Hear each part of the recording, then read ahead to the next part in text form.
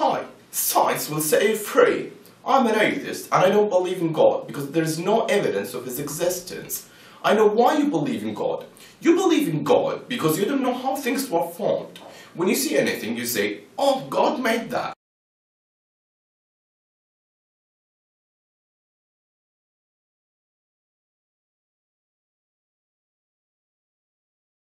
That shows how short-sighted and ignorant you are. You attribute it to God because you don't want to find any other explanation for its existence. You believe in God due to your ignorance. And if there is a God, then who created this God? Well, I really respect you, but I don't agree with what you have said.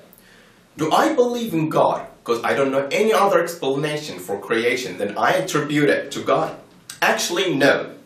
I base my belief in God on knowledge. How? When you see something such as camera, oh come on, this is an old argument. Please let me continue answering you, then you can say what you want. Okay. When you see something such as camera, do you say that camera was designed by someone or was it through a very slow process? Common sense says it was designed by someone. I can't say you are lazy if you would say it was designed by someone because you don't want to think or use your mind. There can't be any other explanation except it was designed by someone. That's what I'm talking about. You base what you know on knowledge. According to life experience and common sense, order doesn't spontaneously arise from chaos. The more complex and ordered the system, the more functional the form, the greater level of intelligence behind it. You agree with me, don't you? Yeah, I agree. When we look at any camera, we know it contains plastic, glass, etc.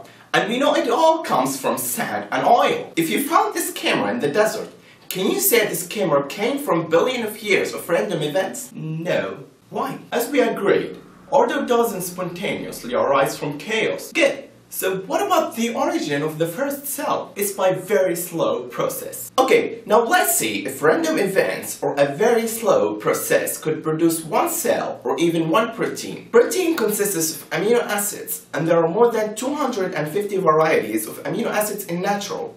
Only 20 are found in the living organisms. The selected amino acids in protein must be left-handed, not right-handed. After the proper amino acids have been selected in the correct amounts, they need to be arranged in a particular sequence for protein to be formed. After arranging in the correct sequence, the selected amino acids must be joined together with a peptide bond. If the process I just told you about doesn't occur, then amino acids won't form a protein. I'll try to make it simple for you to understand by giving you an example. Let's say we have 20 blind men, each with a deck of playing cards. And what we want are 200 playing cards in the correct order, which are a total of 1040 playing cards. The correct order is Ace, 2, 3, 4 up to the 10 of hearts for each blind man. And give each blind man one deck of cards after you're done shuffling them. Then let each blind man to lay out the playing cards in the correct order. What is the chance that one blind man lay out the 10 cards in the correct order? It's quite unlikely, but yet, it's not impossible. Okay, what if there were 2 or 3 blind men? Still not impossible. What if there were 15 or 20 blind men? That's impossible! But let's say that a miracle had occurred and those 20 blind men laid out the playing cards in the correct order. The issue is that those 20 blind men won't be able to know if they laid out the playing cards in the correct order or not. They have no goal or a purpose behind laying out the playing cards. I mean, nothing will stop them if they approach to the correct order because they don't know if they are doing it right. They'll continue.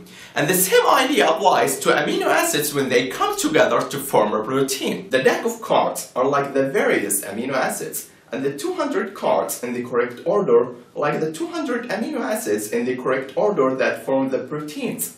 And blind men are like the random conditions that would assemble the amino acids to form a protein. What will maintain the correct order of amino acids when they approach to the precise order? Well, there is a natural law which controls the order of things. For example, I can't program a software program on the computer which can't direct the playing cards to be in the correct order. But your program has been designed by you. It was designed to choose a certain playing cards that gives us the correct order and to maintain the correct order. So, who wrote this natural law that recognizes and chooses the required amino acids in the exact order and maintains the complex organization of the amino acids? Remember, order doesn't doesn't spontaneously arise from chaos. So, the first issue is the impossibility of this grouping in the correct order.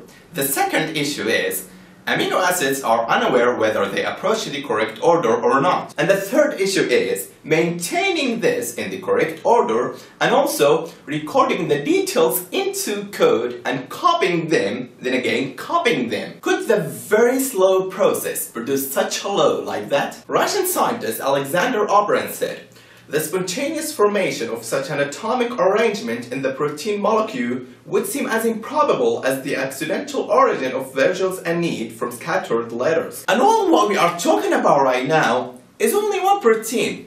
All these complexities are only in one protein. How complex do you think a cell that contains hundreds of proteins is? أم خلقوا من غير شيء أم هم الخالقون. Now, let's escape to the biggest issue, which is consciousness. Think for a while of a piece of clay in front of you. Do you think that given 1 trillion years or infinite time that this clay could suddenly or even gradually become conscious and aware of its surrounding and identity the way you are? It could never happen. And the same goes for any kind of matter. It could never become aware, never think, but you, position is that. Are you talking to me, mate? No, I mean, you're talking to me, don't you? Yeah, you. Consciousness can't be something materialistic or physics. It's something different. When you dream, you see some things you didn't choose to see, and it seems like reality. Could all these skills come from the materialistic brain? No. The physicist Leonard Maladno, in an interview in the CNN channel, he brought up this point and said, "There's no physics explanation. In fact, there's no physics explanation for consciousness, and as far as I can tell, I've never seen consciousness even defined in a way that a scientist can really deal with." Also, Richard Dawkins, the most popular atheist and the hero for many atheists, he was asked, "What's the one question you want to most see answered?" He said, "How does subjective consciousness work? How does it evolve? And what's going on? When I have my own private feelings and you have your own private feelings, what happens when I see something red? What is it that makes the redness? What is it that makes the smell of onions? What is it that gives the subjective sensation that I know I have and I suspect you have, but I can never know what's going on inside your head?" Talking of Richard Dawkins, Bechstein in his documentary Expelled, No Intelligence Allowed, he interviewed Richard Dawkins and he asked him about the possibility of the intelligent design. He answered, "It could come about in the following way. It could be that at some earlier time, somewhere in the universe, a civilization evolved by probably some kind of Darwinian means to a very, very high level of technology and designed a form of life that they seeded onto, perhaps this planet. Now, that is a possibility and an intriguing possibility. And I suppose it's possible that you might find evidence for that if you look at the details of biochemistry, molecular biology. You might find a signature of some sort of designer. He said, "Designer." And that designer could well be a higher intelligence from elsewhere in the universe. But that higher intelligence would itself have had to have come about by some explicable or ultimately explicable process. It couldn't have just jumped into existence spontaneously. That's the point. Yes, Dawkins. This designer is higher intelligence. This designer is nothing like unto him. This designer must be different from his designs. If that design or creation is dependent, the creator must be self-sufficient. And if that creation is finite, the creator must be eternal. And if that creation is confined by space and time, the creator must be free of it. We can see that Dawkins has an issue with the mystery of where did this designer come from. In the other words, who designed the designer or who created God? Well, this is a flawed question in my opinion. Why? Designer has his own attributes and the designs have their own attributes. And you are here mixing and confusing the attributes of the designer with the attributes of the designs. For example, I made this ball. Here, I'm the designer and this ball is the design. My attributes, I feel, think, see, and sleep. Ball doesn't have these attributes. You can't claim that ball think or feel. And you can't associate the attributes of ball with me. The ball doesn't have the ability to comprehend what I feel or think because its attributes are limited. And the designer has superior attributes than the design. I'll repeat the example, but I'll replace the word me with the word God. And replace the word ball with the word me. God made me. God is the designer and I'm the design. God's attributes are self-sufficient, eternal, and not confined by space and time. I don't have these attributes, and you can't claim that I am eternal or self-sufficient. You can't associate my attributes with God. I don't have the ability to comprehend or imagine that God has no beginning, because my attributes are limited, and the human mind can't comprehend everything. This is something beyond our grasp. هو الأول والآخر والظاهر والباطن وهو بكل شيء عليم.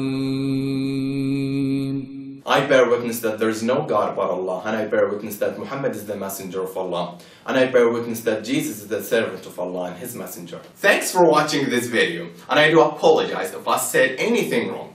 See you later. قل هو الله أحد الله الصمد لم يلد ولم يولد ولم يكن له كفوا أحد